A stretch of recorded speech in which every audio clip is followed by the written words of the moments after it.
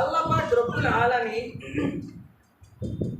এই জুমার গুরুত্ব বোঝানোর জন্য তার মহাগ্রন্থ আল কোরআনের মধ্যে একটি সূরা অবতীর্ণ করেছেন, সূরাতুল জুমআ নামে। কোরআনের মধ্যে একটি সূরা রয়েছে যে সূরার নাম সূরাতুল জুমআ। আল্লাহ তাআলা এই জুমার দিনের মহত্ব বোঝানোর জন্য এই জুমার নামেই সূরা অবতীর্ণ করেছে। আল্লাহ তাআলা এই সূরার মধ্যে বলেন, ইদা নুদিয়া লিস-সালাহ মিন ইয়াউমিল জুমআ ফাসআউ ইলা যিকরিল্লাহি ওয়া দারুল বাই'।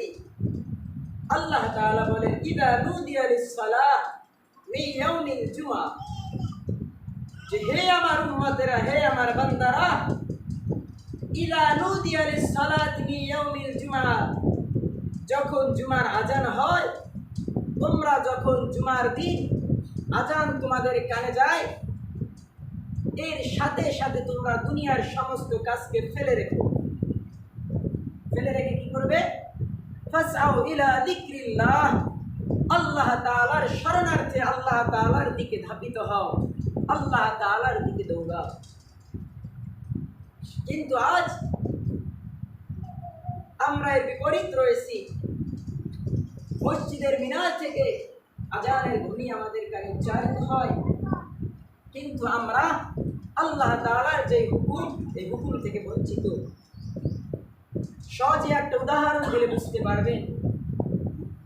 কোনো ছোট বাচ্চা যখন তার পিতাকে দেখে, তার বাবাকে দেখে, তার বাবাকে দেখে যখন তার বাবার দিকে আস্তে আস্তে হাঁটতে থাকে, ওই সন্তানের হাঁটা দেখে তার বাবাও আস্তে আস্তে হাঁটতে থাকে, কাছে গিয়ে সন্তানকে কোলে নেয়, কি বলেন?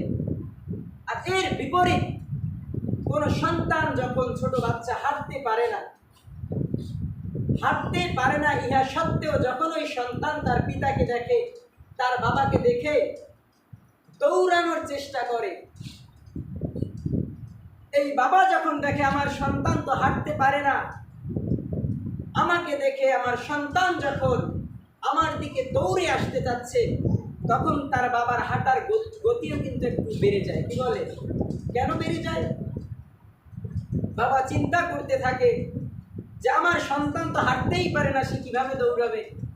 যখন সে দৌড়ে আমার কাছে আসতে যাবে, হয়তো সে পড়ে গিয়ে কোনো একটা বিপদের সম্মুখীন হবে, যার কারণে ওই বাবা তার সন্তানের দিকে দ্রুত গতিতে গিয়ে তাকে কোলে নেয়। তো আল্লাহ পাক রব্বুল আলামিন বলে, ও আমার বান্দারা, ফাসআউ ইলা যিকরিল্লাহ, শুক্রবার যখন তোমরা আজান শুনবে, তখন দুনিয়ার সমস্ত কাজকে ফেলে রেখে আমি আল্লাহর দিকে দৌড়ে এসো। আর আমি আল্লাহর দিকে যখন তোমরা দৌড়ে আসবে, তখন আমার আল্লাহ তাআলার রহমত তোমাদের দিকে এর থেকে বেশি দ্রুত দৌড়ে চলে যাবে।